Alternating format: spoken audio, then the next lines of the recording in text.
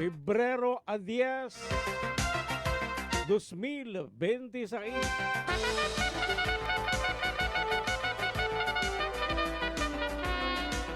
Ano umaga ho sa mga kapuso po natin. Na maaga pa lang nakatutok na sa GMA Super Radio Palawan.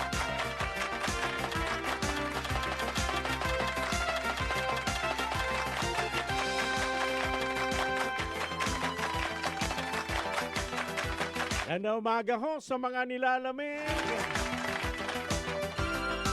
May pihado sa mga barangay, ganun din sa mga remote areas ng Palawan. Napakalamig ho. Dito nga sa ating pong lungsod, malamig ho sa madaling araw.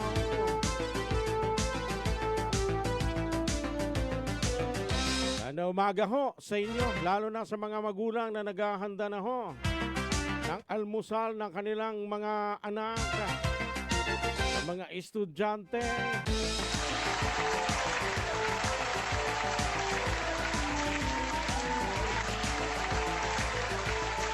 Wala hong bagyo sa Pilipinas, wala rin hong low pressure area.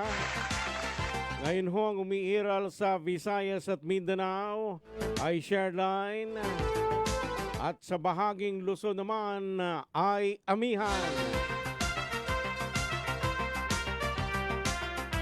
Kahapon ang lakas ho ng ulan at malakas din ang hangin.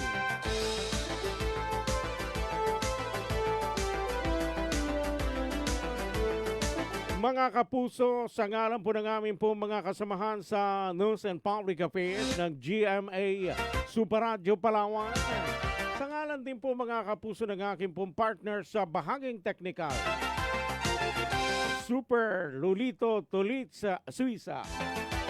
At sa production side, pansamantala mga kapuso, ang mga kasama po natin si Super Wilmar Abreya.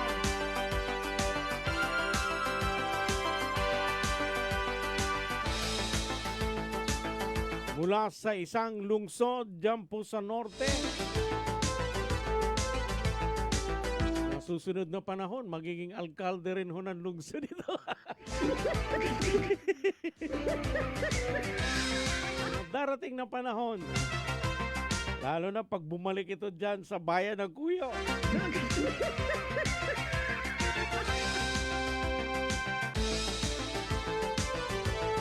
Ako naman ho mga kaibigan, si Super Rodel Guzman, wala akong kinikilingan. Wala akong pinoprotektahan labanan ng fake news. Dapat totoo. Sumaradyo, Puerto Princesa, DYSB. Ito ang balita.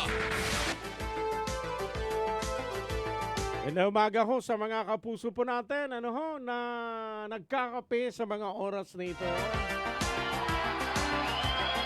Si Ma'am Del Lastimoso Canupin.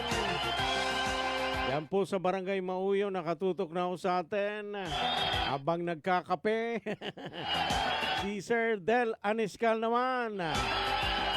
Yan po sa Barangay Milagrosa. Ano umaga ho sa inyo, Sir Del.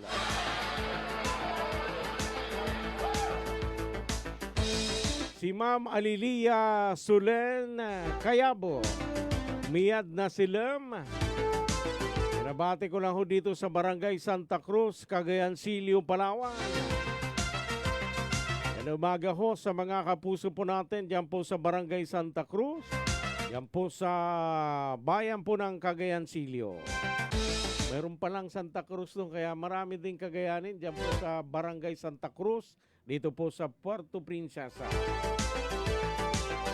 Siguro yung mga lumipat na ho dito sa lungsod, ano ho? Kaya ang kanilang barangay, ginawa nila Santa Cruz din. Tulad yung mga galing ho ng Barangay Canipo, dyan po sa Cuyo, Palawan. Lumalipat ho dyan po sa bayan po ng San Vicente. Yung barangay nila naging New Canipo rin, ano ho?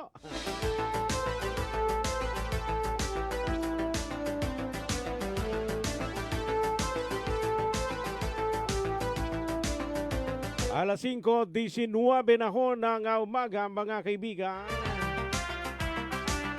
Abay, dumipensa ang Malacanang yun po sa umano'y pumalpak ang ating pong presidente na papanagutin yung pong mga sangkot sa anomalya. Kasunod ito sa pahayag ng Bangko Sentral ng Pilipinas, Governor Eli Rimolona, na maaring masama yung pong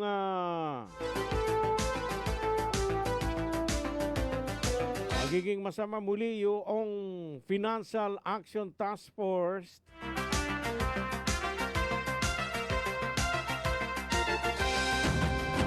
kaya mahalaga ayon kay Rimolona na ipakita ang Financial Action Task Force gray list na ipakita na may hakbang ang Pilipinas para labanan ang money laundering. Kasama na ang mga sangkot sa flood control project anomalies. Nako. So kailangan maipakita yung mga marami hong pera. Labanan yung money laundering. Kasi pihado, marami hong yung mga nakunimbat sa gobyerno. Yung iba, hindi na nga nagdideposito sa bangko. Nagkakaroon na lang ng vault sa bahay para hindi mabuking, hindi mabisto. Na marami na silang nakunimbat sa gobyerno. Dito kaya sa Puerto Princesa sa Palawan, walang ganong opisyal.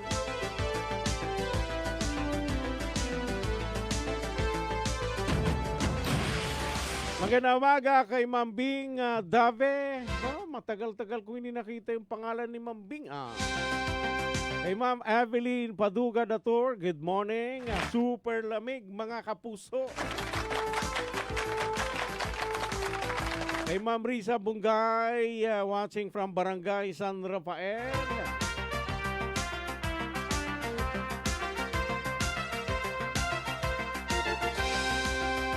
Alas 5:22 na ho ng umaga. Punta na ho natin mga kaibigan yung po mga nakalinyada ho natin mga balita. Dito po sa Super Balita sa Umaga numero 1. Superadyo, Puerto Princesa, DYSB. Ito ang balita. Para po sa ating pong mga balita,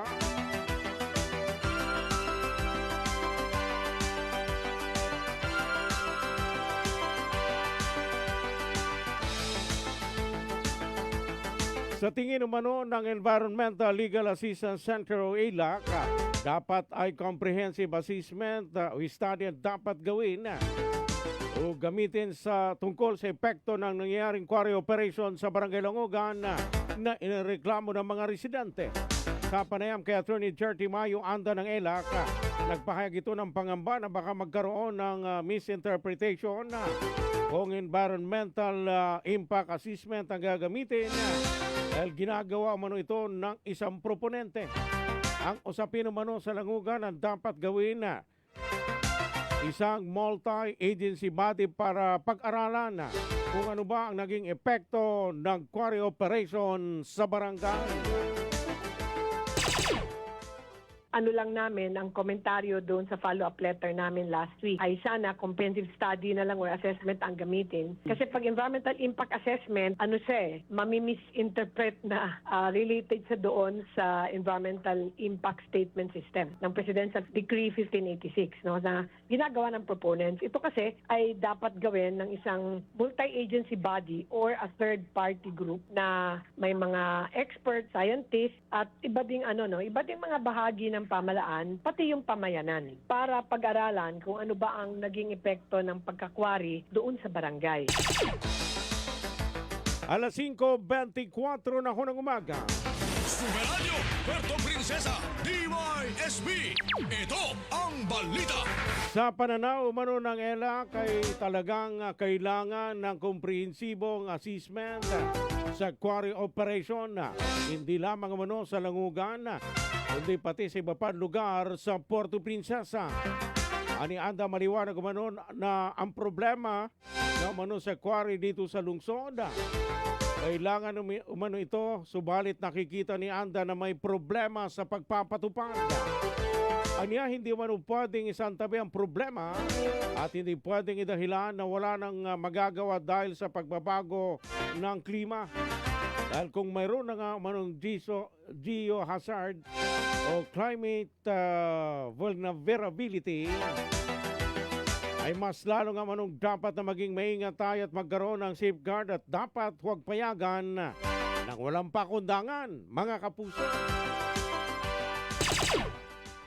Sa pananaw namin, kailangan talaga ng komprehensibong pagtatasa, pag-aase, pag-aralan yung quarrying doon. At hindi lang Langugan, kasi may lumapit na sa akin kahapon at taga-Tanabag at meron ding nag-message sa ELAC na taga-Concepcion. Meron ding mga kababayan natin sa Binduyan at meron ding taga-Mauyon. Actually, ang sinasabi ko nga, dito sa Puerto Princesa, maliwanag na dapat mapakinggan ng iba't ibang ahensya ng pamahalaan na problema ang pagkakwari. Kailangan siya, pero may problema yung pagpapatupad. Hindi sa pwedeng isang tabi ang problema. At hindi pwedeng i-rationalize na wala na tayong magagawa kasi pagbabago ng klima. Ang argumento namin dyan, kung may geohazards at climate vulnerability has been established, all the more na dapat careful tayo. Diba? Meron tayong safeguards dapat. All the more na dapat hindi natin payagan niya ng walang pakundangan. Diba? Dapat i-regulate mo strictly yun. Super sa balita! Super sa balita! Alas 5:26, mga kaibigan, na inyo pong napakinggan ang tinig ni Attorney Jerty Mayo Anda ng Environmental Legal Assistance Center sa naging panayam ng Super Radio. DYSP Super Radio! Super Radio! Balita! Balita! Di lang ho sa mga barangay na binanggit ni Attorney Anda, maging di ba sa barangay Simpukan, ganun din ang dating problema. Umikita mga kontraktor, ang perwisyo yung pong mga residente ng barangay na dahil ho sa pagbaha.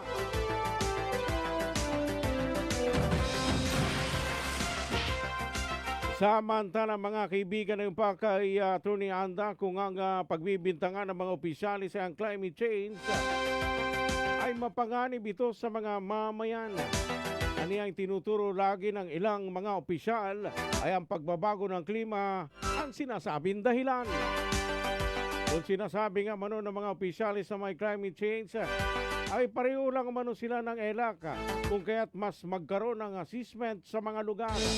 Ani Anda, hanggat walang pag-aaral na magsasabi na payagan ito sa mga tukoy na lugar, ay huwag na munang payagan ang bagong quarry operation. Walang galang na po sa lahat ng opisyales. Kung ang pagbibintangan natin ay pagbabago ng klima lang at ang gold panning at illegal logging at isasantabi natin yung hinaing ng mga mamamayan, mapanganib yun sa hinaharap ng ating mga mamamayan. Alam ko naman nakikinig sila Pero sa pakikinig ko sa mga ilang opisyales, pagbabago ng klima ang sinasabi na dahilan. Ang amin, tugon dyan, kung ang mga opisyales ay nagsasabi na may pagbabago ng klima, nagkakaisa tayo doon, all the more because you are climate vulnerable and the area is apparently a geohazard-prone area, all the more the assessment must be done at ang pananaw ng ELAC dyan, ang posisyon namin, hanggang magkaroon ng pag-aaral, ay wag muna payagan ang bagong pagkakwari. Yung existing, patapusin na yon. Pero hanggang walang pag-aaral na nagsasabi na papayagan ang pagkakwari sa mga ilang tukoy na lugar, wag munang payagan. Super Radio Puerto Princesa DYSP. Ito ang balita. Mga kaibigan, ang inyong pong napakinggan ang tinig pa rin ni Attorney Jerty Mayo Anda ng Environmental Legal Assistance Center. Mga kapuso, Super sa balita. Super sa balita. samantala mga kaibigan, puntahan ho natin ang ating pong sports update. Super Radio Sports Update. Ihahatid pa rin ho sa atin yan ni Super June Vicer Bantaculo. ating pong sports sa update, Super John. Pasok! Nangunguna ngayon ang Linapakan Athletic Delegation sa secondary level sa nagpapatuloy na Provincial Meet 2026 sa bayan ng Batarasa. Batay kasi sa partial and official medal tally, nakakuha na ang Linapakan ng 4 na gold, 1 silver at 2 bronze. Pumangalawa ang Coron na may 3 gold, 3 silver at 1 bronze. May 1 gold naman ng Taytay, Batarasa, Rojas at Nara. Habang sa elementary level, nangunguna ang Batarasa na may 3 gold medal, Culyo na may 2 gold medal at 1 bronze. Pangatlo naman ang Brooks Point na may 2 gold. Tig-1 gold din ang Rojas, Coron at Dumaran. Inaasahan pang magbabago ngayong araw ang listahan ng mga makakakuha ng medalya dahil sa nagpapatuloy na kompetisyon hanggang araw ng Biyernes. At yan ating balitang sports. Ako si John Vicer Bantaculo ng GMA Super Radio Palawan. Dapat totoo. Super Radio Sports Update. Maraming salamat, Super June Vicer Bantaculo. Mga kaibigan, muling sumainyo ang isa pang edisyon ng ating pong mga balita sa Super Balita sa Umaga numero 1. At inyong pantabayanan mga kaibigan ng mas mainit hong mga balita sa Super Balita sa Umaga numero 2. Susunod na, mga kapuso. Super sa Balita. Super sa Balita. Magandang umaga, Pilipinas! Magandang umaga, Puerto Princesa at sa buong lalawigan ng Palawan. Para sa malaking misyon at mas malawak na paglilingkod sa bayan, narito na ho ang ating pong mga balita sa Super Balita sa Umaga numero 2. DYSP Super Radio. Super Radio Balita. Balita.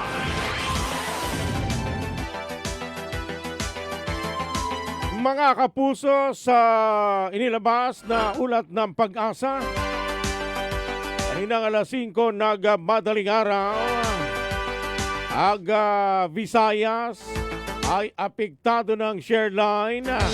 Samantarang ang Luzon naman ay nanatiling apektado ng amihan. Samantarang mga kaibigan ng buong Visayas ay makakaranas ng maulap na kalangitan na may kalat-kalat na pag-ulan at ilang pagkidlat, pagkulog ng dahil ho sa share line. Ang Palawan, kabilang ang Isla ng Kalayaan at Occidental Mindoro ay makakaranas ng maulap na kalangitan na may mahihinang pag-ulan na dahil ho sa amihan. Ang silangang bahagi ng Visayas ay makakaranas ng malakas hanggang sa malalakas na hangin. Mula sa ilagan-silangan na may maalon hanggang sa napakaalon na karagatan. Ang Palawan, kabilang ang Kalayaan Islands at Occidental Mindoro ay makakaranas ng katamtaman hanggang sa malakas na hangin mula sa ilagan-silangan na may katamtaman hanggang sa maalon na dagat. Ang natitirang bahagi ng Kabisayaan ay makakaranas na mahina hanggang sa katamtamang hangin mula sa ilagan-silangan na may banayad hanggang sa katamtamang alon sa karagatan. Bantay Panahon. Super Radio Puerto Princesa DYSP. Ito ang balita. Alas 5:48 na ho ng umaga. Samantala mga kaibigan, si Mapang Balita, Department of Health, pinag-iingat ang publiko sa mga kumakalat na fake news sa online patungkol ho sa Nipah virus, mga kapuso. Super Radio Local News. Detalye ng balitang yan si Super June Vicer Bantaculo. Sa detalye ng balita, paso! Pinag-iingat ng Department of Health ang publiko laban sa kumakalatang fake news sa online tungkol sa Nipah virus. Kasabay ng paglilinaw na wala pang naitatalang aktibong kaso nito sa bansa. Ayon sa DOH, ang Nipah virus ay isang zoonotic disease na nagmumula sa hayop at maaaring maipasa sa tao sa pamamagitan ng direktang contact sa infected na hayop, kontaminadong pagkain o malapit na pakikisalamuha sa taong may sakit. Ilan sa sintomas ito ay lagnat, sakit ng ulo, hirap sa paghinga, pagsusuka, pag-ubo at sa malulubhang kaso maaring magdulot ng infeksyon sa utak. Pinapayuhan ng publiko na ugaliin ang wastong pag-uhugas ng kamay. Siguruhing malinis at lutuing mabuti ang pagkain at panatilihing malinis ang kapaligiran at umiwas sa pakikisalamuha sa may sakit na tao o hayop. Iginiit ng DOH na ang tamang impormasyon at pagsunod sa mga hakbang pangkalusugan ang susi upang maiwasan ang sakit at mapanatiling ligtas ang komunidad. Ako si John Vicer Bantaculo ng GMA Super Radio Palawan. Dapat totoo. Ang balitang ito ay inihatid sa inyo ng Ang balitang ito ay hatid sa inyo ng Alaksan Extra. Ang kilala mong Alaksan, extra galing na, up to 3 times faster versus Alaksan FR. New Alaksan Extra. Tanduay Light, gaan ng may kasama. Ang balitang ito ay hatid sa inyo ng BioFlu. 2 or more symptoms, baka flu na yan. I-BioFlu na. Ang balitang ito ay hatid sa inyo ng Rexidol Forte. Mas bilis banat sa 4. Super Radio Puerto Princesa DYSP. Ito ang balita. Mga kaibigan, kayo ho'y patuloy na po nakikinig sa Super Balita sa umaga numero 2. Super sa balita. Super sa balita. Samantala sa iba pang balita, 66,000 SIM cards na may 25 gigabyte data location. Ipinamahagi ng Department of Information and Communication Technology sa mga mag-aaral at guro sa Palawan. Super Radio Local News. Lamihon natin ang detalye ng balitang yan, si Super John Vicer Bantaculo.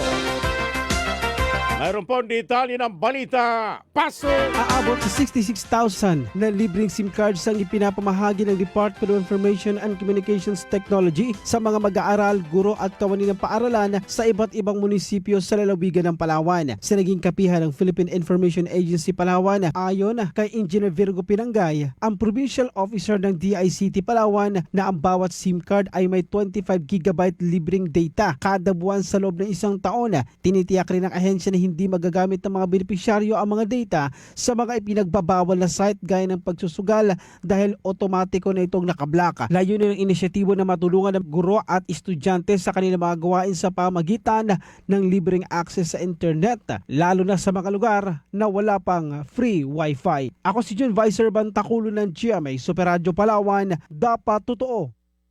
Super Radio Puerto Princesa DYSP. Ito ang balita.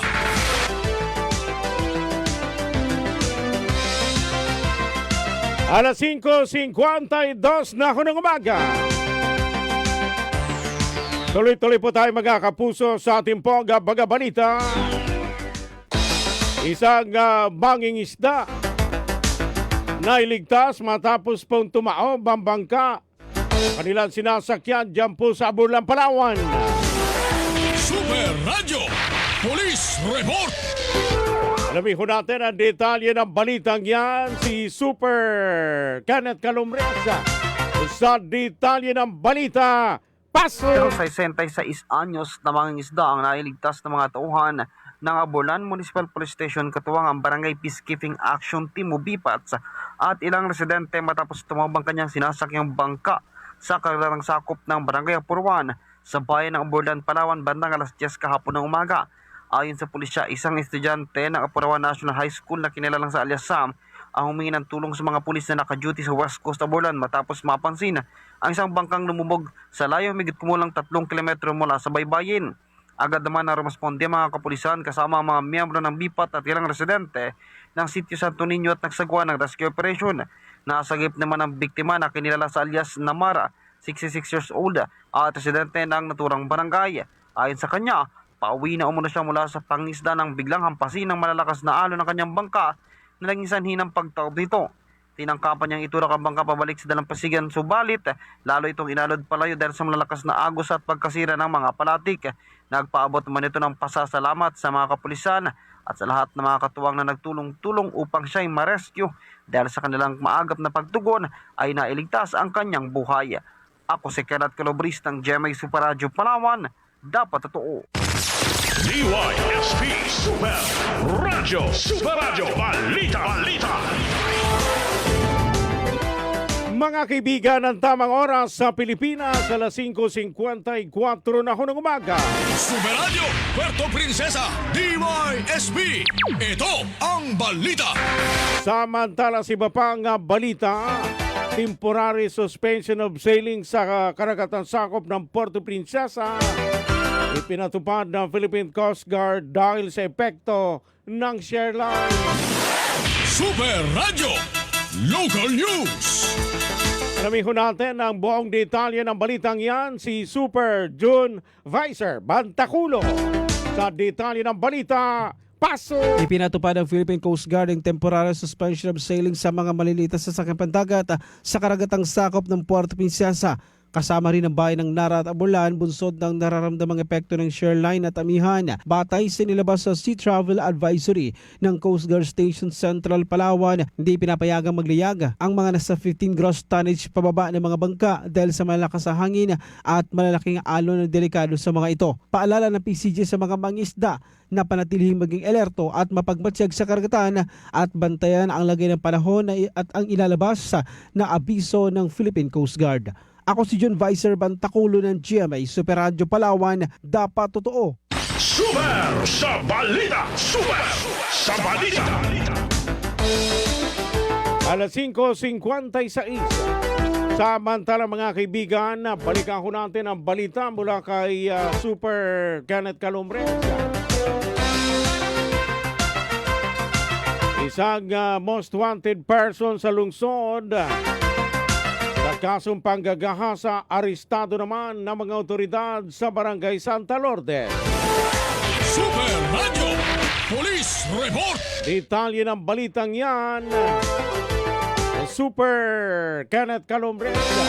Sa detalye ng balita, paso! Arestado ng mga otoridad sa Barangay Santa Lourdes ang isang most wanted person sa lungsod na may kinakarap na kasong panggagahasa. Ang inaresto isang 63 anyos na magsasaka at residente ng naturang barangay. Ito ay inaresto batay sa warrant of arrest na inisyo ni Honorable Pantilio B. Salva, ang presiding judge ng Regional Trial Court Branch 49, 4th Judicial Region noong July 14, taong 1998 para sa kanyang kinakarap na kasong 3 counts ng panggagahasa na walang inilang piyansa para sa pansamantalang kalayaan. Samantala, ang nabanggit na inaresto ay nasa kustodiya na ng CIDG Puerto Princesa para sa kaukulang disposisyon. Ako si Kenneth Calumris ng GMA Super Radio Palawan. Dapat totoo. Super Radio Puerto Princesa DYSP. Ito ang balita.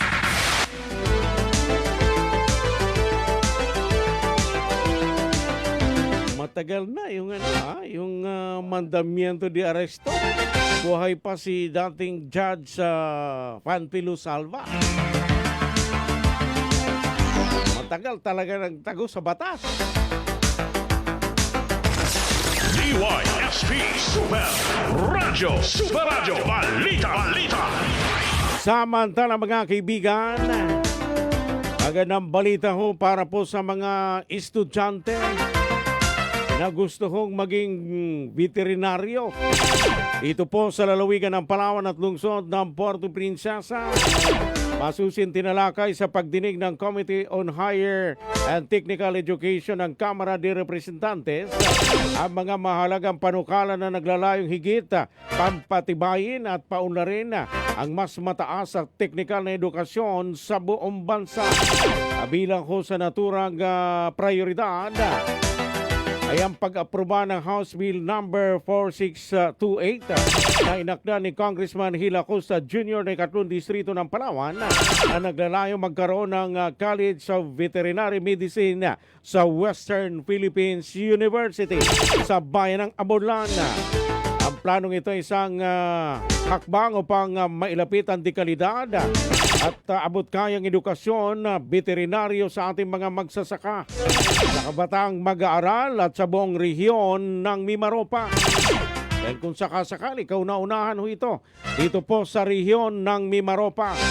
Sa pamagitan ng panukalang batas na ito, mas pinatitibay ang sektor ng agrikultura, binubuksan ang mas maraming oportunidad sa edukasyon at isinusulong ang pangmatagalang kaunlaran na tunay na mararamdaman ng mga mamamayan. Superadyo, Puerto Princesa, DYSB. Ito ang balita. Mga kapuso, saglit lang ho, bibigyan dala ho natin ang ilan sa ating pong mga paalala. Huwag ho kayong aalis. Babalik pa mga kapuso ang ating pong mga balita.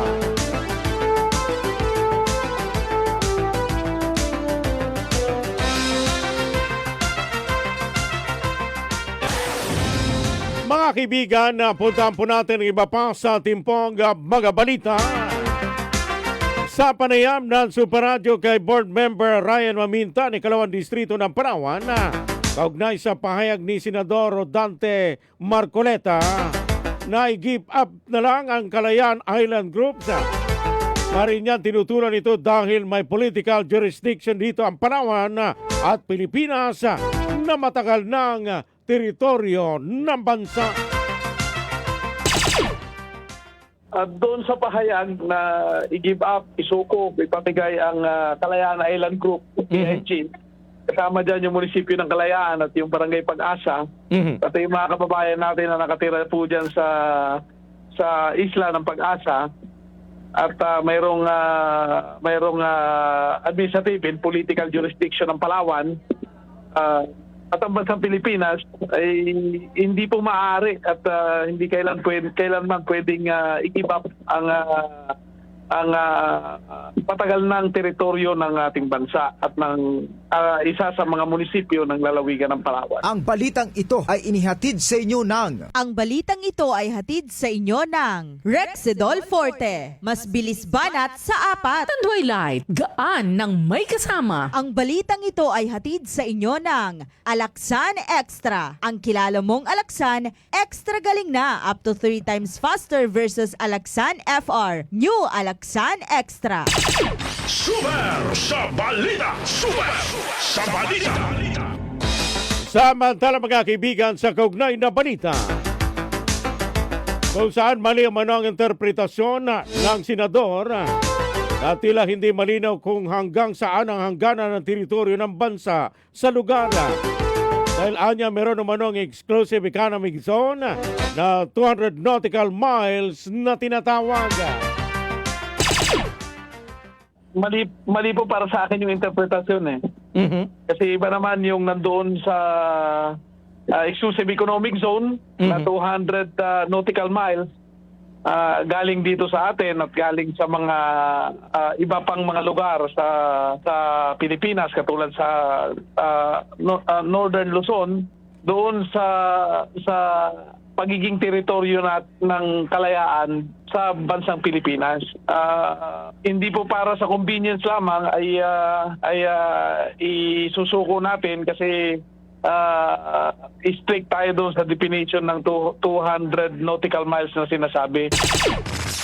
DYSP Super Radyo. Super Radyo Balita. Mga kaibigan, muli itong pakinupong mga orasan ang tamang oras sa Pilipinas. 12 minuto na makalipas pang alas 6 po ng umaga. Super Radyo Puerto Princesa, DYSB. Ito ang balita. Kayo ho'y patuloy pa rin po nakikinig mga kapuso sa Super Balita sa Umaga numero 2. Super sa balita. Super sa balita. Samantala sa kaugnay pa rin hong balita, matagal naman ang teritoryo ng Kalayaan Island Group sa partikular ang Pag-asa at munisipyo ng Kalayaan. Dahil 1970s pa umano, mayroong presensya ng Pilipinas at sa pamagitan ng deklarasyon ni dating Pangulong Ferdinand Marcos Sr. na ang Kalayaan na diskubre at ibinigay ni Commodore Tomas Coloma noon sa Pilipinas. Matagal na pong teritoryo natin ang Kalayaan Island Groups, particular ang Pag-asa at ang munisipyo ng Kalayaan. 1970s pa, may effective presence na tayo doon. Mayroon na tayong deklarasyon sa pamamagitan ni Pangulong Marcos, Presidential Decree 1526 yata kung hindi ako magkakamali, na ang Kalayaan ay ibinigay at na-discover, ibinigay ni Commodore Klum anong panahon. At ito ay inukupahan at ibiniklarang teritoryo ng Pilipinas. Kinilala na rin ng international community yung ating occupation doon, yung ating presence doon at yung administrative and political jurisdiction natin doon sa munisipyo ng Kalayaan. So, simula noon hanggang ngayon, hindi po ko question yun. At hindi po yun inaangkin ng iba. Tayo lang po yung mayroon doon at tayo lang po yung nakakasakop ng teritoryo na yun. Super sa balita! Super sa balita! Mga kaibigan, ang inyo pong napakinggan ang tinig ni Board Member Ryan Maminta ng Ikalawang Distrito po ng Lalawigan po ng Palawan. Super Radio Puerto Princesa DYSB. Ito ang balita. Ayon pa sa bukal, dapat ipanawagan na huwag paniwalaan at huwag tanggapin ang naging pahayag ni Senator Marcoleta, mga kapuso.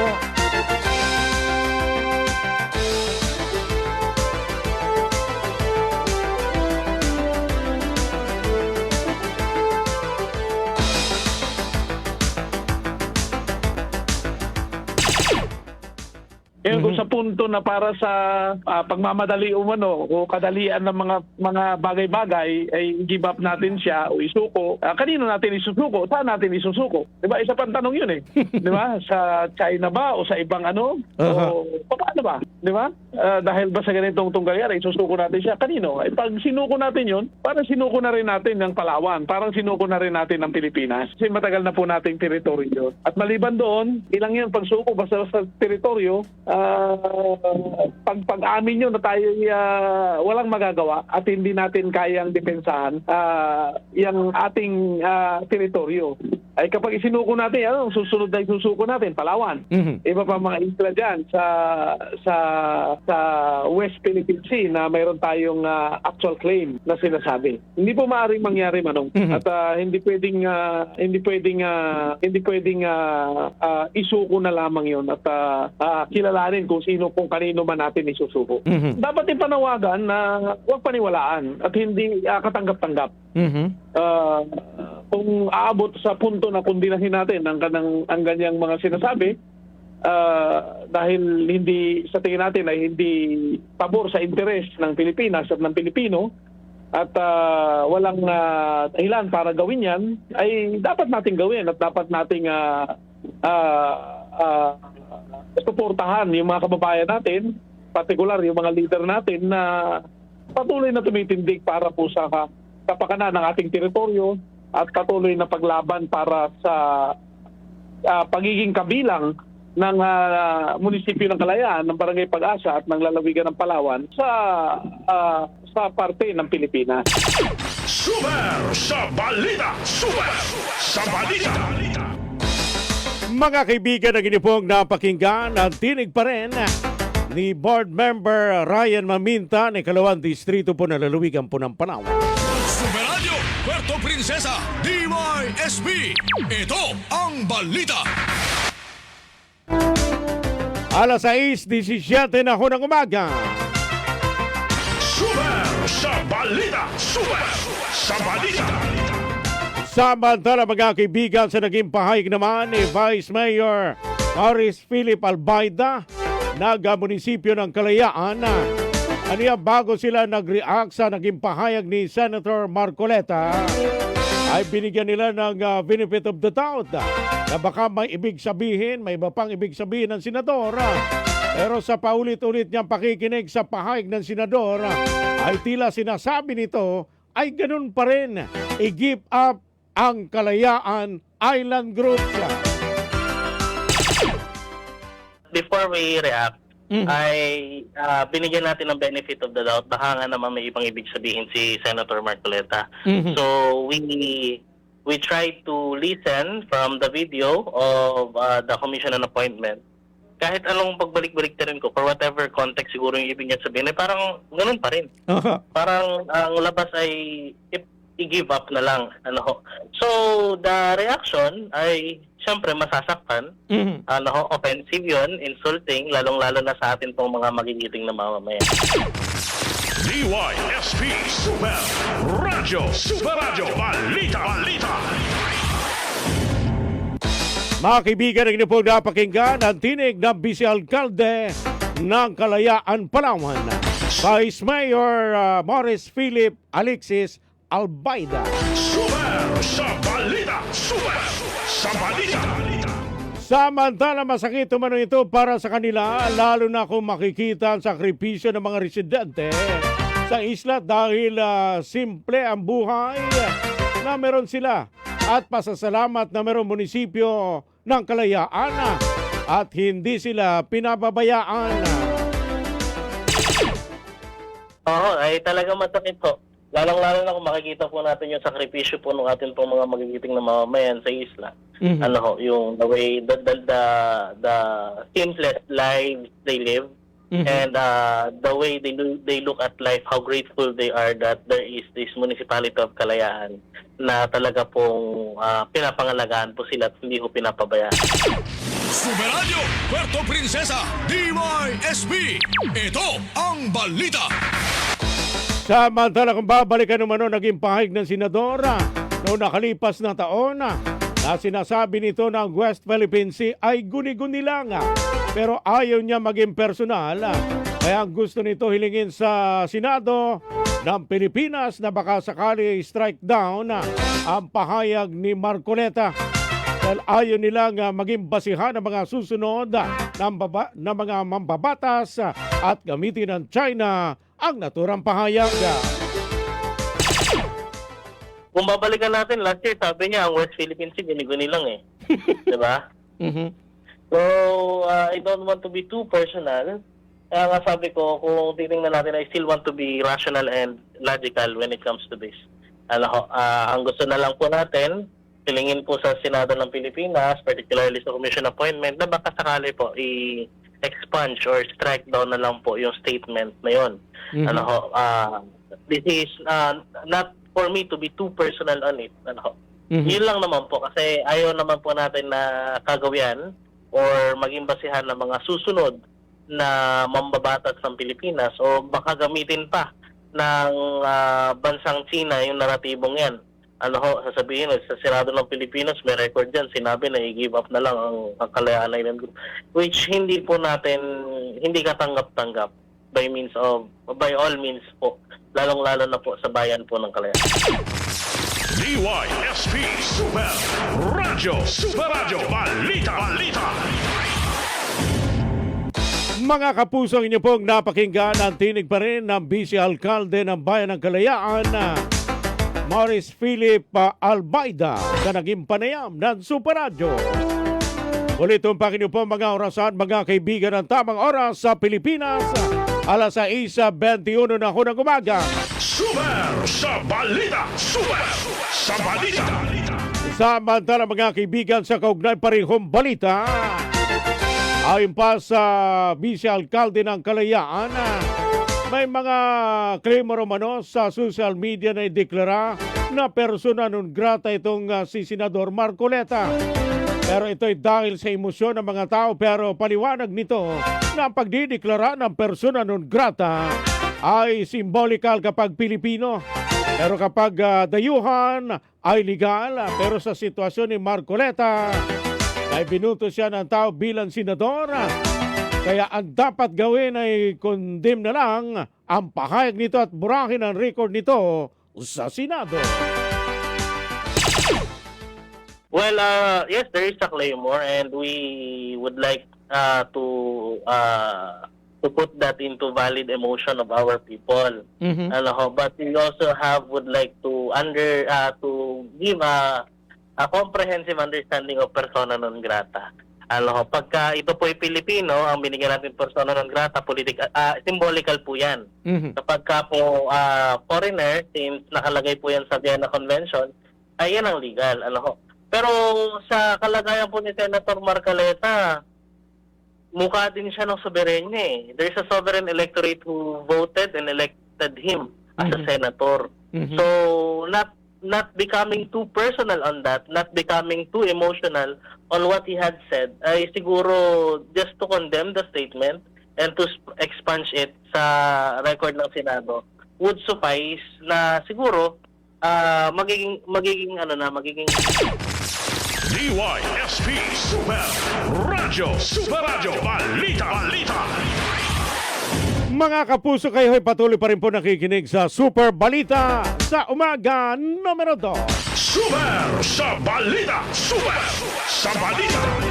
Samantala mga kaibigan, inimbitahan nga mano ni Commodore J. Tariela at tagapagsalita ng Philippine Coast Guard. Ito pong si Senador Marcoleta na pumunta sa Isla ng Kalayaan. Anya mararamdaman ni Senador Marcoleta kung welcome siya doon dahil ayaw niya pangunahan ng mga residente. Pero kung maranasan niya lang, sana ang naranasan ng iba na pinakamainit na pagtanggap sa kalayaan ay baka masabi rin ng senador. At humingi ito ng pasensya sa kanyang mga nasabi dahil walang rason para i-give up ang Kalayaan Group of Islands. At kung hihingi siya ng pamanhin ay tatanggapin nila, mga kapuso. Mararamdaman niya naman po yun eh. Hindi ko po pwedeng pangunahan ang pagtanggap ng amin pong mga magigiting na mamamayan sa kanya. Pero ang masasabi ko lang po, kung mararanasan niya lang po yung amin pong nararanasan, kahit yung mga turista po na pumupunta ng isla, the warmest welcome they could ever receive, makikita niyo po yun sa bayan ng Kalayaan. Baka sabihin po niya, ay talagang pasensya na kayo, baka gano'n na sabihin niya kasi sa sobrang bait, sa sobrang mapagtanggap, sa sobrang mapagmahal po ng aming mga magigiting na mamamayan, there's no reason na i-give up po ang ating pong Kalayaan Island Group. Baka nabigla lang ang senador, sir, doon sa kanyang payag na yun. Yeah, actually, kung ano po, willing naman po kami kung magsusorry, kung mag-apology siya, wala naman po problema sa amin. Baka syempre po, alam naman po natin, tao lang naman po ang lahat, kumbaga. Pero ang sa amin lang naman po, wag naman po sana to the extent na magiging official na record ng Senado yung pagsabi niya na i-give up na lang ang Kalayaan. DYSP Super Radio Balita. Mga kapuso, ang tinig ni Vice Mayor Maurice Philip Alexis Albaida ng Bayan ng Kalayaan sa naging panayam ng Super Radio. Super Radio Puerto Princesa DYSP. Ito ang balita. Ulit tumpak niyo po mga orasan ang tamang oras sa Pilipinas, alas 6:26 na ako ng umaga. Tayo kayo nakikipag-ugnayan na sa ating pong Pag-asa, Puerto Princesa. Maki-update muna ho tayo mga kapuso sa lagay po ng ating pong panahon. Ngayon pong araw ho ng Martes at nagpapatuloy mga kapuso yung pong isinasagawang Palarong Panlalawigan 2026 yan po sa bayan po ng Batarasa.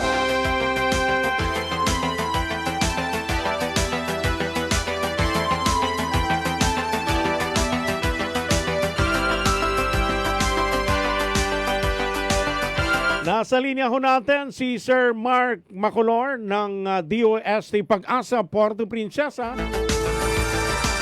Bantay Panahon. Maki-update muna ho tayo lagay ng ating pong panahon ngayong pong araw ho ng Martes, Pebrero 10, 2026. Papasukin po natin, Sir Mark. Magandang umaga po. Pasok! Magandang umaga po, Sir Rodel, at hindi sa ating makinig po ang update ng ating panahon. Patuloy po ang pag-iral ng ating angin-anihan sa ating bahagi ng bansa at sama po sa atin dito sa Palawan. Wala naman po tayo nakikitang bagyo sa loob at labas ng PAR at ang ating satellite image ngayong oras na ito ay partly cloudy lamang tayo. Wala tayong nakikita masyadong mga pag-ulan maliban dito sa may isla ng Puyo. Meron tayong nakikita mga kaulapan dyan na posible magpaambon. Pero the rest of Palawan, partly cloudy po tayo. Ang ating tinitignan na rainfall ngayong araw na ito, at least 10 millimeters of rainfall sa buong bahagi po ng Palawan. Kahapon, sinasabi natin na at least 10 millimeters of rainfall dito sa Puerto Princesa. Ang actual po natin na na-record kahapon ay at least 9.2 millimeters of rainfall.